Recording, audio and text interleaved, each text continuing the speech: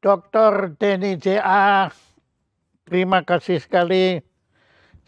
Kami tahu Anda baru pulang dari London, tetapi Anda masih berkenan untuk menjadi narasumber acara sederhana ini untuk berkisah tentang filsafat puisi esai. Ya, memang saya kira di dunia pada saat ini yang paling berhak untuk bicara tentang puisi esai dan filsafatnya tentu adalah Anda. Karena Anda adalah penggagasnya. Bahkan Anda telah dinominasikan oleh perkumpulan atau paguyuban para puisi eseis se-Asia Tenggara untuk memperoleh anugerah Nobel. Nah, Pak Denny J.A., silakan Anda memberi pencerahan kepada kita semua tentang filsafat puisi esai. Maaf, kami mungkin salah menyebut bukan esai, atau esai. Ya, mohon dikoreksi juga. Silakan. Terima kasih. Ini saya biasa memanggilnya Suhu Jaya Suprana. Jadi kita mulai dulu dengan social origin. Bagaimana lahirnya sebuah ide, gagasan puisi esai itu. Saya mulai dengan satu riset dan berita di Washington Post. Oh ya? Itu tahun 2015 beritanya ya. Iya. Menyatakan bahwa ada besar sekali judulnya, Poetry is going to extinct. Bahwa puisi segera menjadi makhluk langka karena Washington Post mendasarkan data kepada survei setiap tahun dari National Endowment di Amerika Serikat sejak tahun 1952. Dan dia menunjukkan dengan data 1992, lalu 2002 dan 2012 menunjukkan data puisi semakin tidak dibaca. Jadi tepatnya di tahun 1952 ditanya kepada publik di Amerika sana ya, Bapak Ibu sekalian, apakah Bapak Ibu membaca puisi di tahun ini? Yang mengatakan ya kami membaca itu 17% di tahun 1992. Lalu di tahun 2012, hal yang sama ditanyakan 20 tahun kemudian, yang membaca puisi menurun menjadi 6,7%.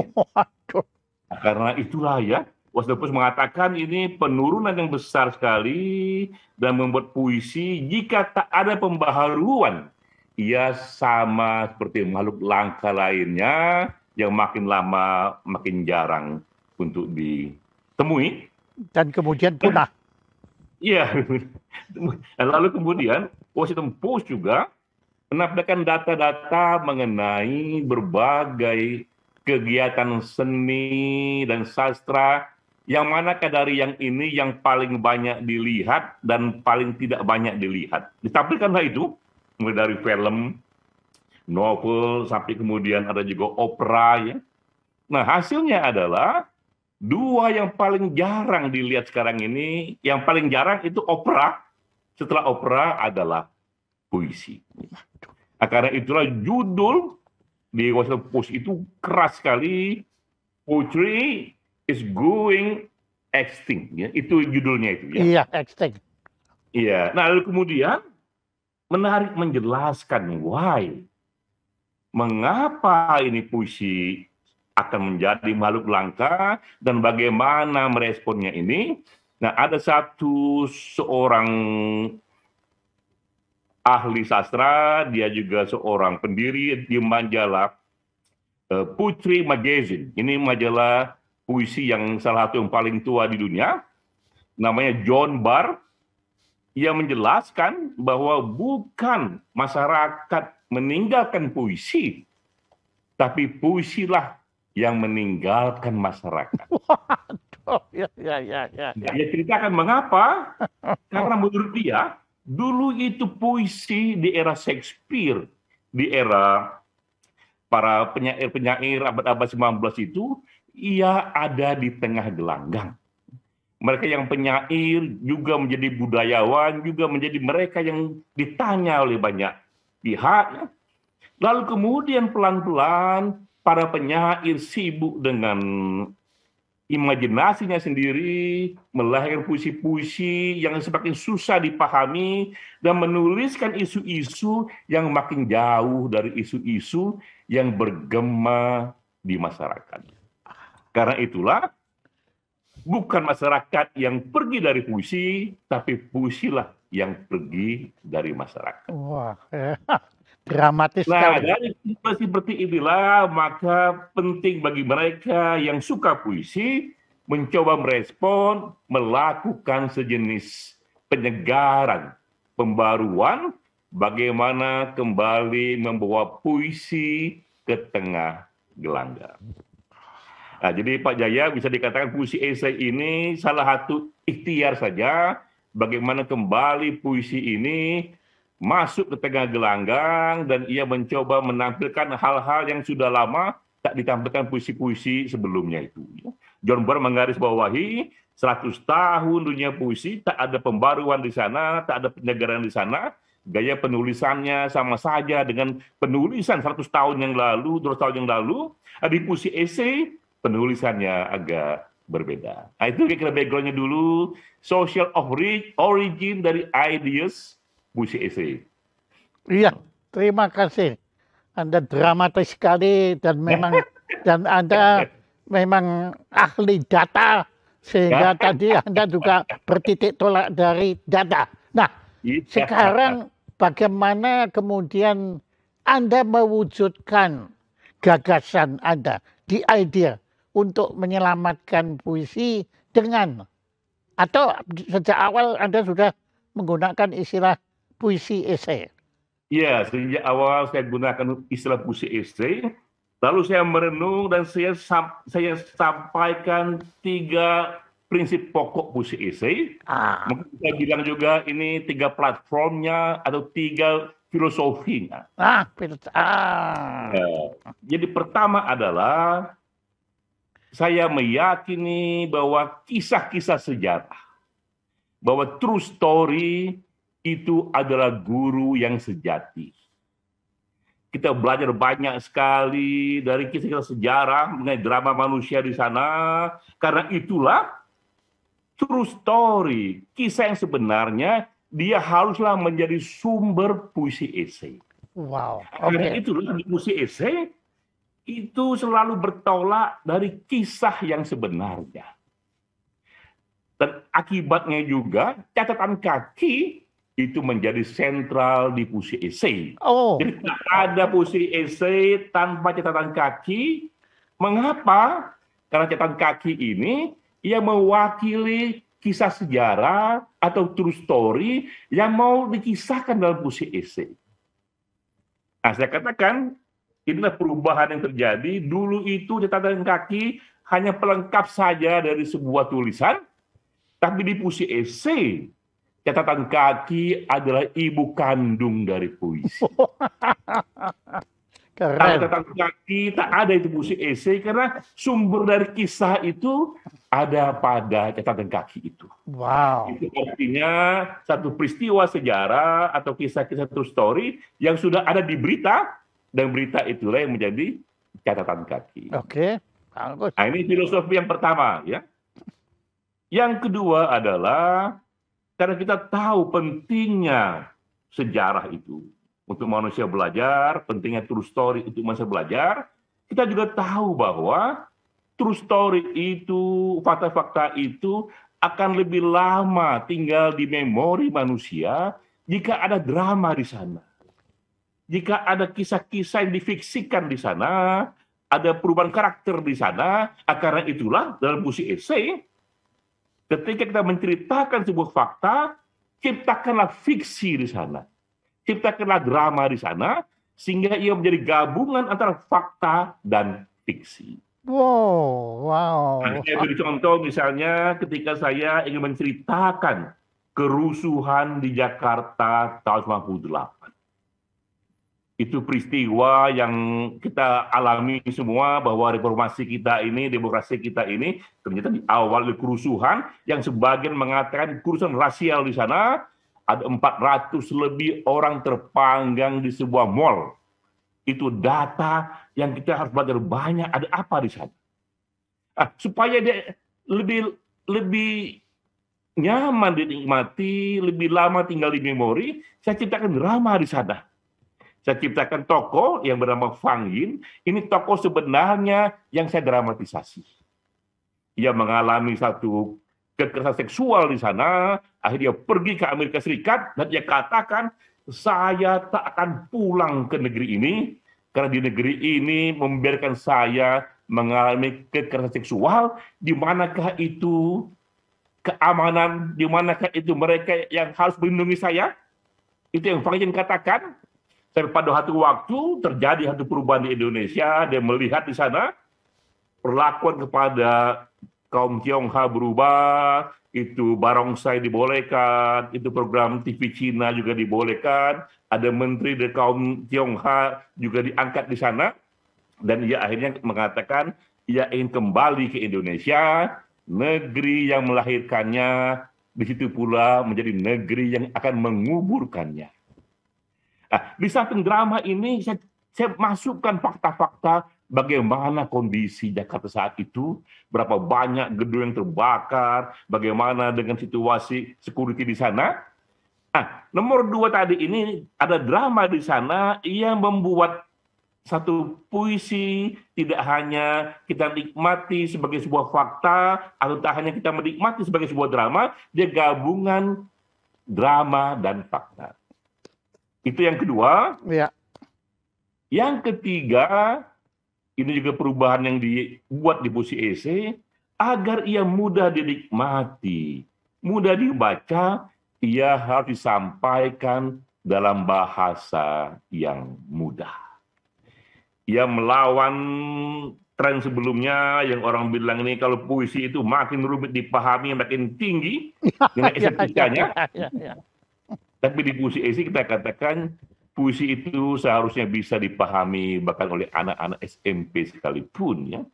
Karena keindahan itu tidak pada kerumitan bahasa, tapi keindahan itu ada pada kedalaman renungan yang ada dalam puisi itu. Jadi 3 hal inilah yang menjadi pembeda puisi esai. Dia ada catatan kaki, karena di sanalah true story atau kisah sejarah yang menjadi ibu dari puisi esai. Kedua, ada fiksinya, ada drama yang diciptakan selayaknya cerpen atau novel. Ketiga, ia disampaikan dengan bahasa yang mudah. Itu kira-kira Pak Jaya. Wah, bukan kira-kira, itu memang that is the essence. Terima kasih sekali. Dan saya mengerti benar apa yang tadi Anda utarakan dan juga apa yang diutarakan oleh Washington Post. Memang puisi di akhir abad ke-20 itu terkesan menjauhi masyarakat. Saya melihat paralel dengan musik.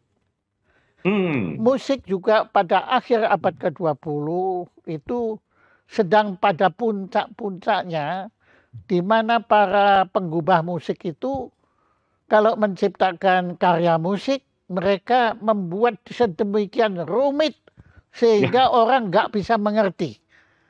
Makin masyarakat tidak bisa mengerti, itu dianggap sebagai puncak keberhasilan musik. Dan saya alami sendiri, saya pernah berguru kepada Yang Mulia Karl-Heinz Stockhausen, itu begawannya musik abad ke-20 di Jerman, yang di dunia sebetulnya. Saya pernah berguru kepada beliau, kemudian saya membuat komposisi, saya tunjukkan ke beliau. Beliau dengan agak kasihan kepada saya, mengkritik saya, Anda membuat musik kok seperti ini. Nah, kemudian saya tanya, apa kesalahan saya, Pak Serrano Karl-Heinz? Dia bilang, orang kalau mendengar musik Anda, mereka langsung mengerti. Nah itu kan tujuannya. Oh jangan, kamu harus membuat musik yang orang nggak akan mengerti. Itu baru hebat. Waduh, waktu itu saya betul-betul terpukul ya, tapi saya nggak berani melawan, ya saya nurut aja ya.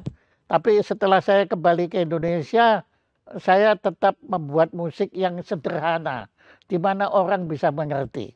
Nah, rupanya Iya, ada kesejajaran antara Anda dengan iya, saya, cuma Anda lebih hebat ya dalam itu, ya membuat satu genre yang baru yaitu puisi esai dengan 3 sifat yang menurut saya itu sangat-sangat revolusioner dalam arti kembali sastra kembali ke fitrahnya, betul, betul. yaitu Jadi saya mengabdi juga, kepada masyarakat, bukan diabdi oleh masyarakat, tapi ya, mengabdi. Dan untuk itu saya sampaikan penghargaan saya pada Anda hebat, betul-betul hebat ya di terima sini. kasih Suhu.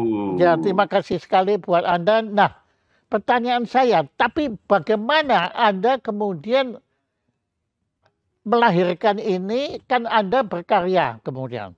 Iya, Tapi betul. kemudian Anda ibaratnya itu menjadi seorang begawan yang kemudian banyak pihak mengikuti Anda.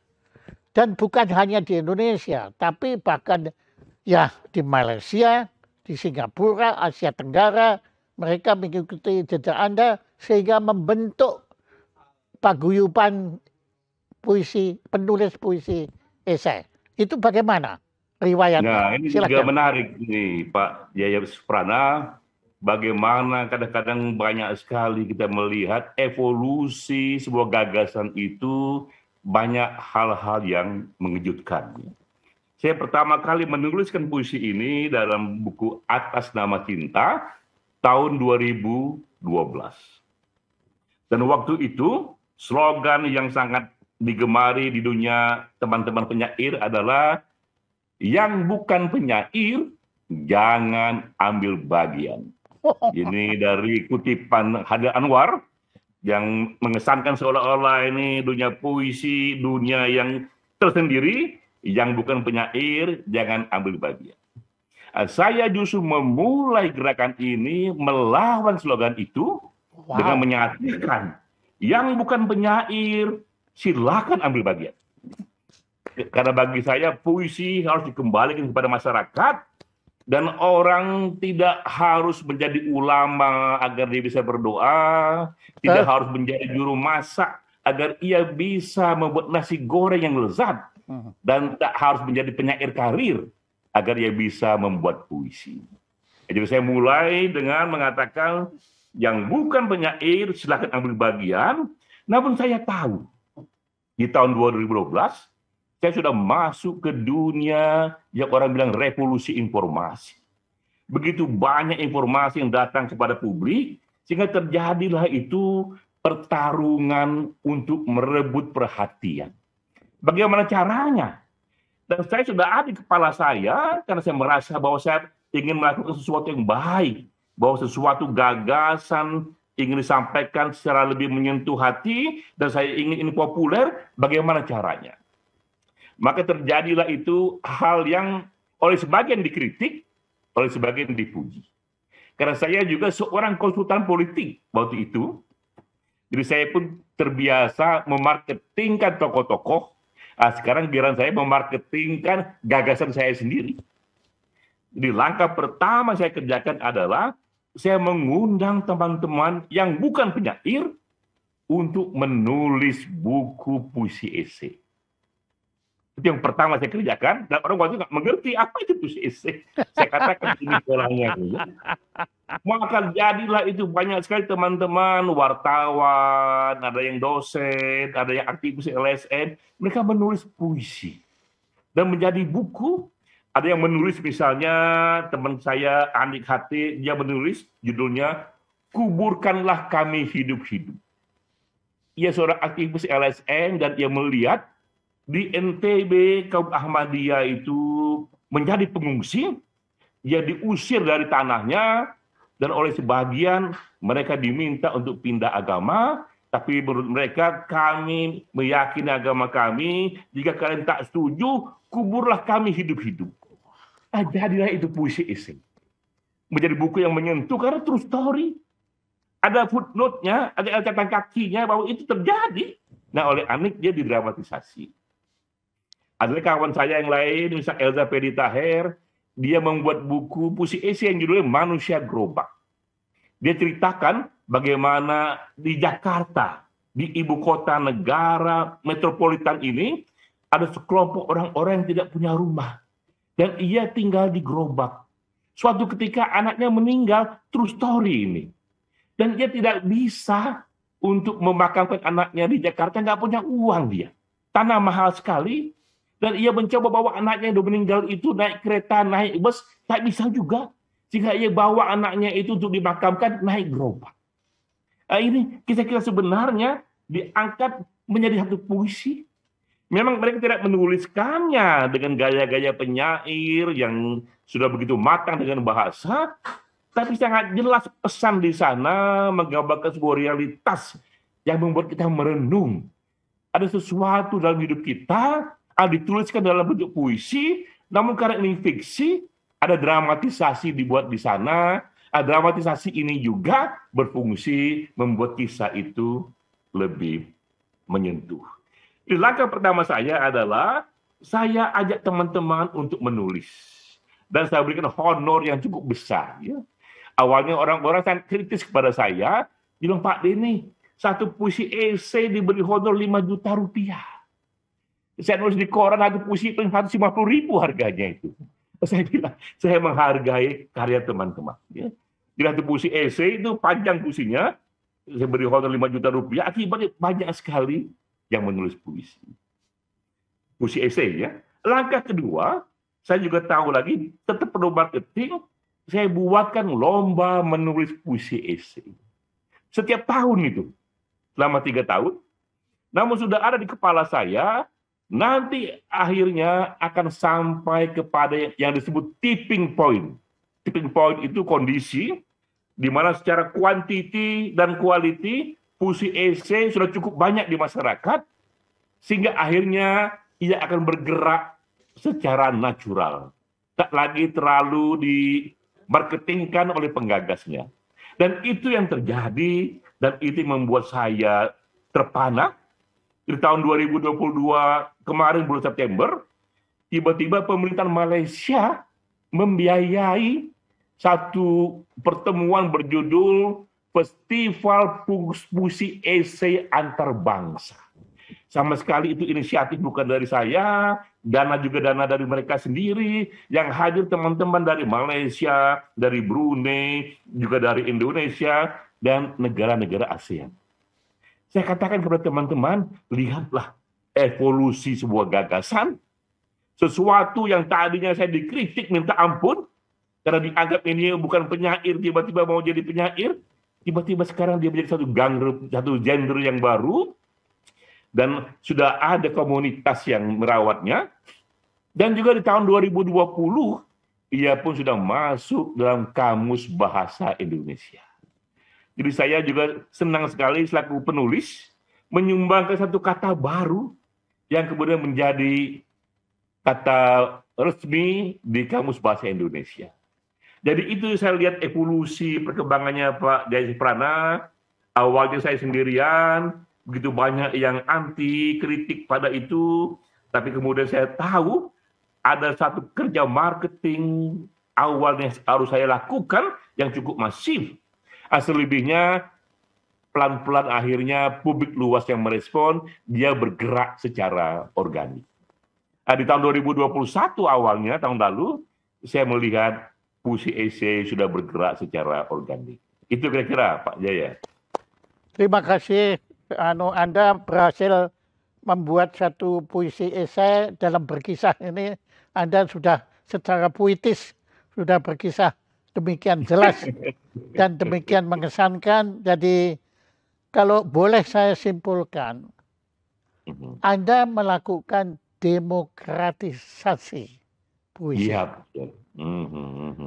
Ya, Anda mengajak puisi keluar dari tahta singgasana di kerajaan Menara Gading untuk keluar ke masyarakat, ke rakyat, dan sekarang puisi menjadi milik siapapun juga yang Iya. ingin menyampaikan pesan-pesannya dengan cara beliau masing-masing tanpa ada melakukan kaidah-kaidah pemagaran, nggak boleh gini, nggak boleh begitu, tetapi Anda mempersilahkan masing-masing Iya. membuatnya. Jadi ada perdebatan yang agak akademik juga di balik itu, yang awalnya mengatakan puisi esai ini bukanlah sastra.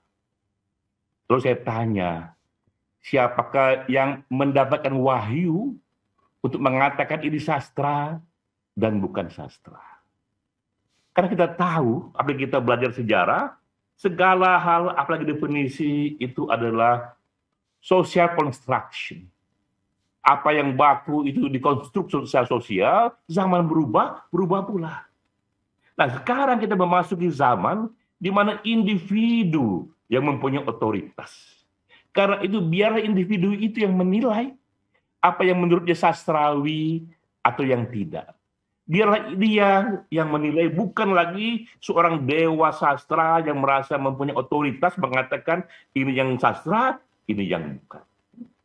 Dan sekarang kita melihat bahwa yang penting kemudian jika sebuah gagasan dibuat, sejauh nanti ia memiliki komunitas, sah dia sebagai sebuah gagasan. Sah dia sebagai sebuah aliran. Jadi seaneh apapun satu bentuk sastra, tapi ketika dia sudah mempunyai komunitas, dia akan hidup sebagai sebuah genre, dia akan hidup sebagai sebuah aliran. Nah, saya pro ke sana, seperti yang dibilang oleh tadi Pak Jaya, terjadi demokratisasi dari seni, dan bahkan ke semua hal, segala hal itu terpulang pada individu, biarlah individu yang menilai, kita selaku kreator, silakan berkreasi saja tentang apa yang kita anggap penting disampaikan dengan cara sebaik-baiknya. Bagaimana nanti diterima oleh pasar, oleh publik, biarlah itu sejarah yang berjalan, tapi tidak ditentukan oleh mereka yang merasa menjadi nabi-nabi sastra, yang seolah-olah merasa dapat wahyu untuk membuat satu fatwa, ini sastra, ini bukan. Gitu kira-kira Pak Jaya. Setuju sekali. Jadi Anda punya teman di Prancis namanya François Laruelle. Beliau seorang filosof yang belakangan melahirkan filosofi yang namanya non-filosofi. Beliau sengaja provokatif sekali bikin istilahnya itu, kalau Anda kan bikin puisi esai. Dan beliau seorang filosof yang merasa persis seperti Anda. Siapa yang memberi wahyu? Siapa yang memberi otorita? Siapa yang memberi kekuasaan? Ya, untuk menentukan mana yang filsafat, mana yang bukan filsafat. Padahal filsafat adalah pemikiran. Selama manusia berpikir, beliau manusia itu berfilsafat. Ya, itu kan Descartes juga sudah bicara kan, cogito ergo sum. Ya, itu kalau saya berpikir, saya ada. Itu maksudnya saya berpikir, maka saya berpikir. Kan sebetulnya begitu. Nah, Anda ini betul-betul memang mendapat wahyu yang maha kuasa, ya, itu untuk memfitrahkan kembali sastra. Ya, tapi khusus Anda menggunakan istilah puisi. Tapi menurut saya itu sastra. Ya, Anda di situ hebat sekali, mengagumkan sekali, karena Anda punya suatu intuisi yang sifatnya wahyu sebetulnya. Anda diberi gagasan untuk menggagas ini. Nah, memang Anda musuhnya banyak, memang itu jelas ya. Mereka yang merasa mendapat wahyu nggak suka kalau dibilang begitu kan anunya. Nah, ini si Laruelle juga musuhnya banyak sekali. Tetapi sekarang di Prancis sudah ada organisasi non filosofi internasional ya. Internasional juga seperti Anda. Ya, Anda kan sekarang sudah mengglobal. Ya, tapi Anda sementara kan masih menggunakan bahasa Indonesia. Nanti kalau Anda masuk ke bahasa Inggris, ya seluruh dunia akan menjadi penyair tadi itu. Ya, Iya. jadi bagus sekali ya, saya sampaikan salut betul-betul kepada Anda. Indah sekali Anda melakukannya ya. Anda betul-betul melakukannya itu karena Anda memiliki suatu intuisi peradaban. Iya, dan memang juga Pak Jaya kebetulan juga saya seorang peneliti ya. Jadi Nah, saya pun membaca data, membaca sejarah, ya, dan saya melihat bahwa dalam setiap periode sejarah, ketika terjadi perubahan, itu pastilah itu penjaga status quo lama itu akan merasa goyah kekuasaannya dengan segala cara yang menggunakan kekuasaannya agar sebuah inovasi tidak terjadi. yes, betul. Akibatnya pembawa pembaruan, Ya, seorang inovator pada awalnya pastilah ia akan menjadi seorang yang dimusuhi banyak orang pada awalnya. persona non grata. Iya, dan kita melihat itu bahkan Nabi Muhammad terusir ke Gua Hira, terusir ke Madinah sana, ya. Nabi Isa Yesus Kristus itu disalib, ya. Kemudian juga Martin Luther King ditembak, Mahatma Gandhi dibunuh. Begitulah situasinya Siddhartha bahwa Gautama juga mau dibunuh data ya. utama. Ya. Jadi tak terhindari Hmm. mereka yang merasa membawa gagasan baru harus ikhlas juga di masa-masa awal ia akan banyak sekali mendapatkan musuh karena penjaga status quo tak rela ada yang baru. Oke, Nah, setuju. sejarah melihatkan juga pada waktunya jika memang gagasannya kokoh, ini akan berjalan dan akhirnya yang marginal kembali menjadi mainstream. Ya. Iya. Jadi karena saya baca itu seorang peneliti dan saya membaca begitulah the nature of society, ya kita jalan saja, ambil semua risikonya dan kita lihat segala hal dengan senyum saja. Ketika banyak sekali kritikan itu datang kepada saya katakan saya menerima pujian dan kritikan sebagai sesuatu yang sama indah. Iya, Nah, itu bagus. ringan itu kita. Ini puisi lagi. Itu pindah lagi. Nah, begini. Ya, saya tahu Anda, kalau saya kenal Anda, terutama dalam di bidang seni ini, tentu bukan di bidang sains Anda, tapi di bidang seni. Anda itu metode Anda adalah tidak menggunakan metode. Ya, ini saya bicara seni ya, panunya bukan bicara Anda. Kalau yang lain itu adalah itu metodenya. Tapi metode. Nah, tapi biar bagaimana kan saya bukan seorang penyair dan saya nggak berani menjadi seorang penyair ya, karena saya merasa gampang sekali kalau sudah menghadapi apa yang disebut rima. Rhyme. Itu kan kekuatan puisi kan pada rhyme-nya itu. Nah, tapi rhyme itu kan juga banyak sekali jenisnya kan. Ada eufemisme, ada parabola, ada hiperbola, ada sepak bola pun ada ya, yang disepak-sepak. Nah, menurut Anda atau kalau Anda menilai diri Anda sendiri, jangan Anda menilai orang lain karena saya yakin Anda tidak akan menghakimi orang lain. Nah, Anda kalau menilai Anda sendiri, rima apa yang Anda gunakan pada Anda ketika membuat suatu mahakarya puisi esai? Ya, jadi sekali lagi ketika saya mulai menulis puisi, saya tidak membatasi diri saya pada satu kategori. Apalagi saya melihat dalam berbagai genre puisi itu ada juga yang namanya itu hibrida. Hibrida itu adalah gabungan antara puisi dan prosa ya, yang dibuat sedemikian cairnya. Yang penting di sana, dan ini saya lakukan, saya tidak bergerak dengan teori, dengan prinsip, dengan kategori. Saya bisa bergerak dengan beberapa prinsip tadi. Bahwa pertama, saya ingin menyampaikan satu fakta penting yang terjadi. Kedua, saya ingin menyatakan itu dengan cara yang menyentuh hati.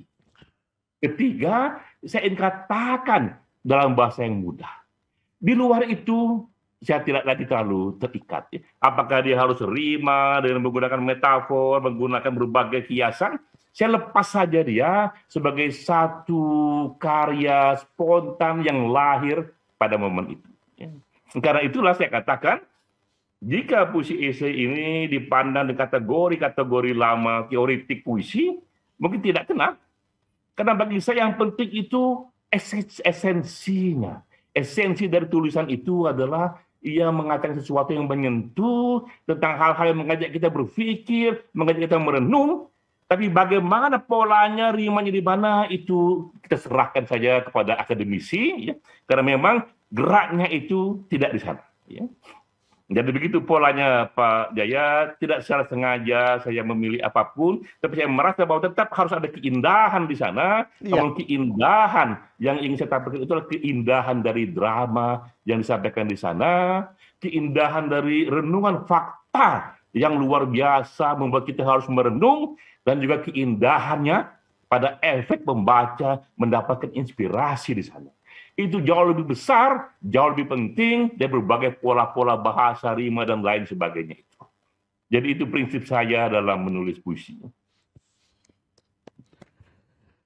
Yang Anda utarakan itu saya alami ketika saya berjumpa seorang penggubah lagu yang menurut saya adalah penggubah lagu yang paling dahsyat di yaitu Gesang. Bengawan Solo ya? Iya, bukan hanya Bengawan Solo, banyak Jembatan Merah, ya, Sapu Tangan dan lain-lain. Karya beliau luar biasa sekali. Nah, saya pernah bertanya kepada beliau, waktu Bapak menciptakan ini, itu, nah saya bicara tentu karena saya datang dari akademis, maka saya tanya apakah Anda memperhitungkan harmoninya, apakah Anda memperhatikan melodinya, sintaksis dari melodinya, apakah iramanya, dan lain-lain itu saya tanyakan semua. Pokoknya yang keren-keren itulah istilah yang keren-keren. Kemudian Pak Gesang itu dengan senyumnya dia tanya, Pak Jaya, saya nggak ngerti itu semua. Loh, nah bagaimana Anda bisa menciptakan lagu seperti Bengawan Solo yang sedemikian indahnya? Ya, karena saya persis seperti Anda bilang, saya hanya ingin menyampaikan rasa cinta saya, rasa kagum saya, rasa terharu saya, rasa terima kasih saya kepada Yang Maha Kuasa yang telah menciptakan Bengawan Solo. Waduh, saya nggak bisa ngomong Pak. Waktu itu saya langsung sujud. Kalau itu saya langsung sujud, saya bilang, you are the real composer. Karena nyata kan karya beliau nyata Bengawan Solo. Ya ya kita bisa menganalisa Bengawan Solo secara akademis, tetapi yang menganalisa pasti tidak bisa membuat Bengawan Solo itu dia. Jadi apa yang Anda lakukan itu memang Anda sudah memperoleh wahyu seperti Gesang. Seperti juga Ismail Marzuki. Mas Ismail Marzuki itu karya-karyanya kalau saya analisa, kalau dia ikut ujian Akademi Musik, nggak lulus.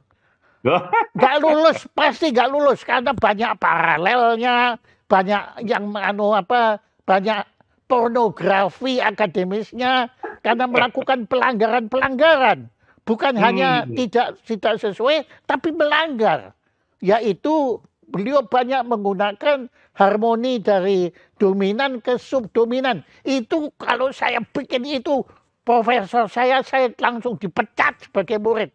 Ya bukan nggak lulus, saya diberhentikan.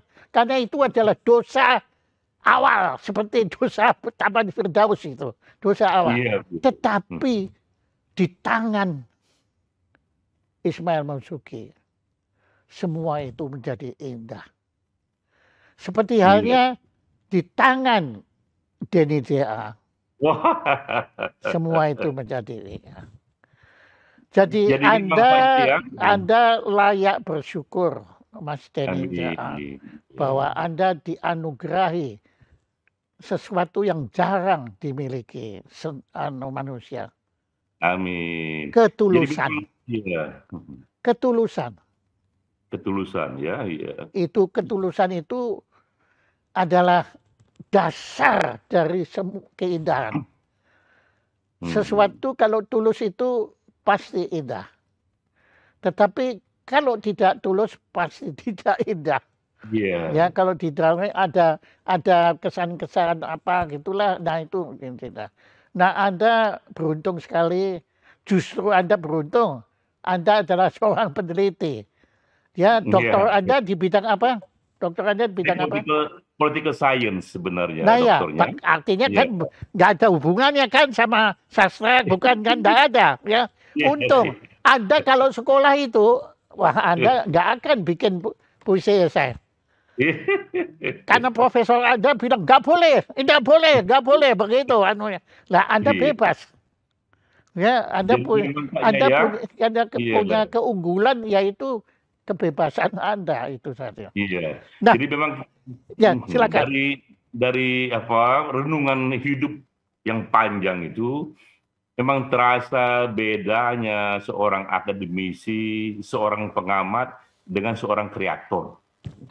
Seorang pengamat, akademisi penting dia memiliki kerangka teoretik dan perspektif ya untuk menganalisa sehingga ia bisa mengkategorisasikan bagaimana sebuah lahan ini untuk dia bedah itu. Tapi bagi seorang kreator bukan itu yang penting. Iya.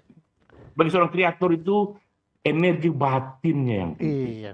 Ledakan dari dalam itu yang penting. Yang penting ada renungan yang panjang, ia bawa tidur, bangun lagi, tidur lagi, bangun lagi. Dia bawa renungan itu, dan dia renungkan dalam sekali dengan pengalamannya, dan meledaklah dari dalam itu karya dia, apakah musik, apakah puisi, apapun itu. Dan memang untuk ledakan batin seperti ini, biarlah tak ada kerangka yang terlalu kaku. Ya.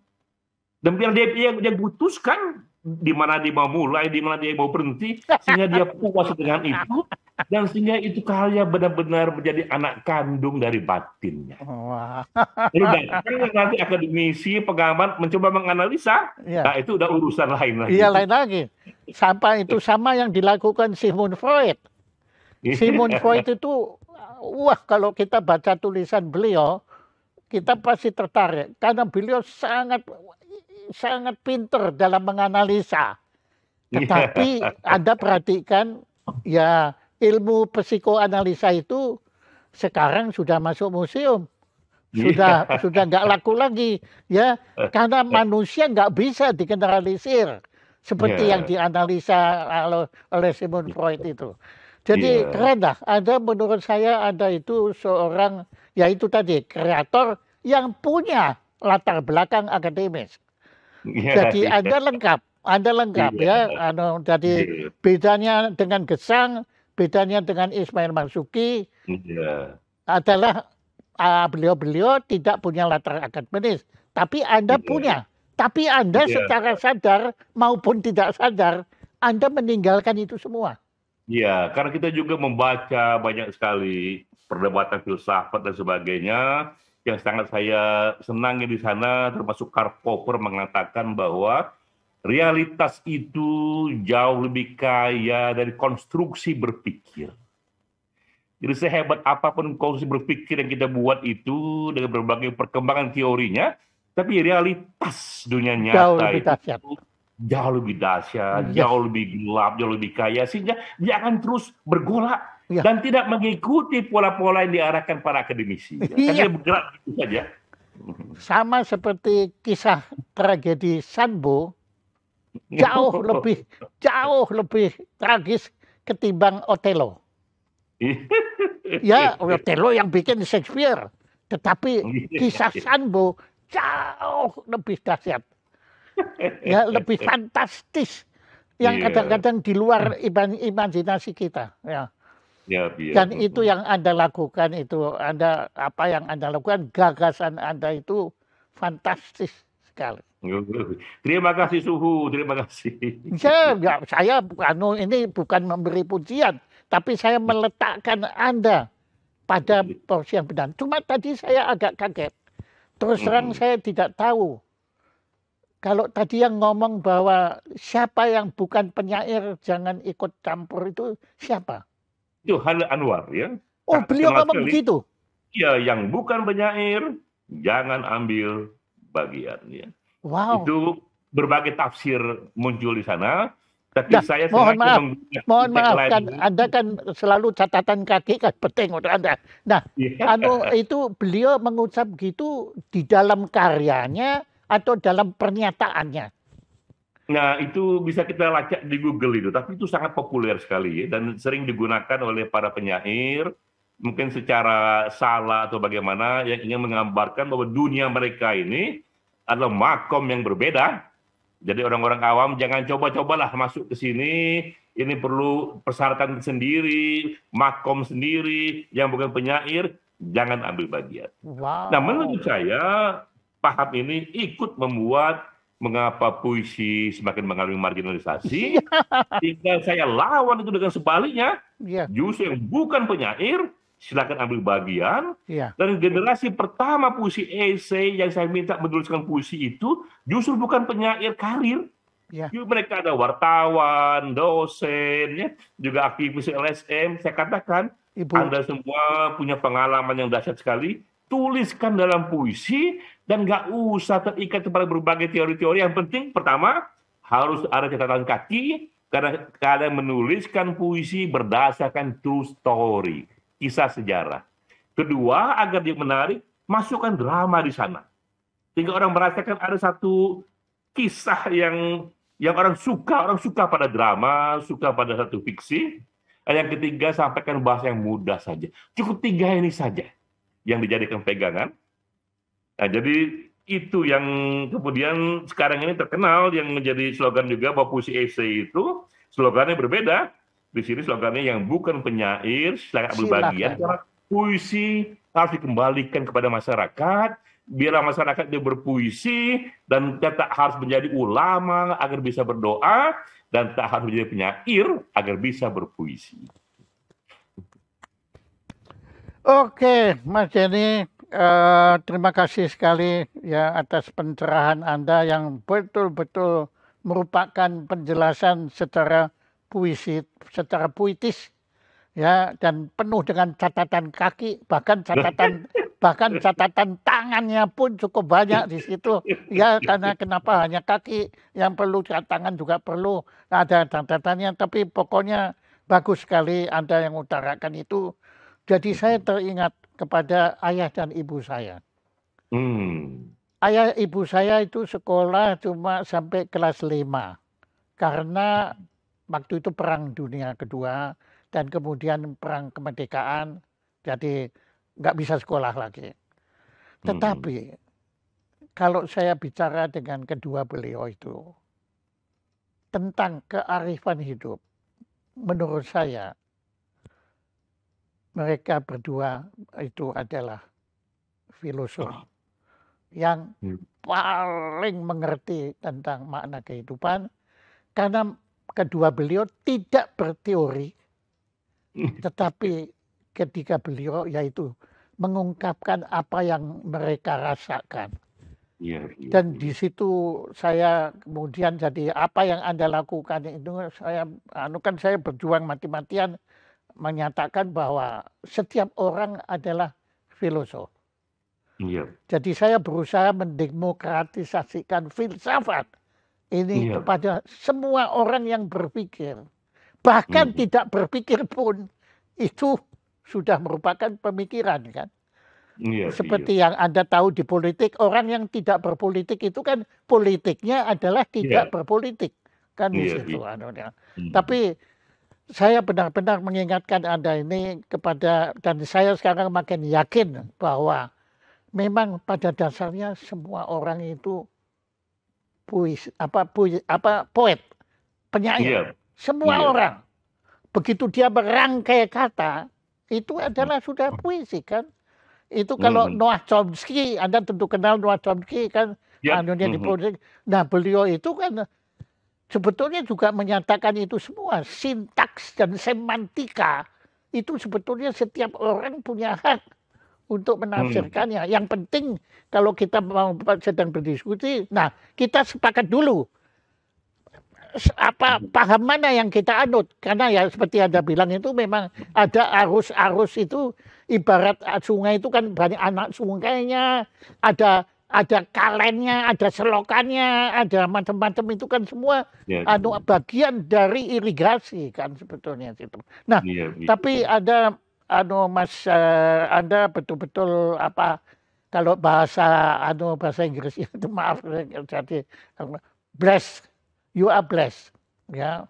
Dan saya tahu, dan saya juga yakin Anda tahu kalau Anda blessed. Nah, tolong, dan saya tahu saya nggak perlu ngomong, tapi Anda tidak akan menyia-nyiakan anugerah. Nah, itu jadi perkataannya betulnya. Anugerah yang diberikan kepada Anda yang tidak diberikan kepada sembarang manusia. Jadi you are one of the chosen. Ya, pakai S tentunya ya, mereka yang terpilih itu. Nah, Mas Denny, waktu yang membatasi kita, tentu pertanyaan saya kan sifatnya dangkal sekali. Nah, tentu masih ada yang menurut Anda belum saya tanyakan, tapi menurut Anda penting diketahui mengenai filsafat puisi esai. Silakan, Mas Denny J.A. Iya, mungkin saya cerita saja apa yang akan saya kerjakan kemudian dengan puisi esai ini. Karena saya merasa penting bagi setiap orang menjadi cahaya bagi lingkungannya. Atau mencoba menjadi cahaya bagi lingkungannya. Dan itu bisa dikerjakan, salah satunya adalah dengan merenungkan apa masalah yang ia lihat pada lingkungannya itu, dan tuliskanlah itu.